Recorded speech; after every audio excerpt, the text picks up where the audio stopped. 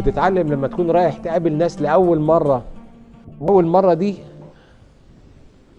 هي اللي بتترك انطباع كبير جدا. انا اول ما بقابل اي حد من اول ثانيه بيجي لي انطباع عنه من مظهره. انا ماليش دعوه بشخصيته لسه، انا ما اعرفش شخصيته، انما المظهر مهم جدا جدا جدا.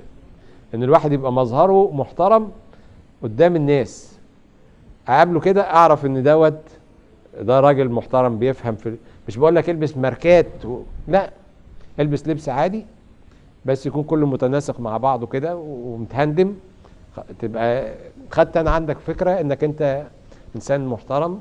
هبدا بقى اتعرف على شخصيتك، انما ما تقفلنيش من الاول. يعني من الاول كده اقول لك متشكر مش هقدر اكمل يعني. فخلوا بالكم من المظاهر دي، مهمه جدا.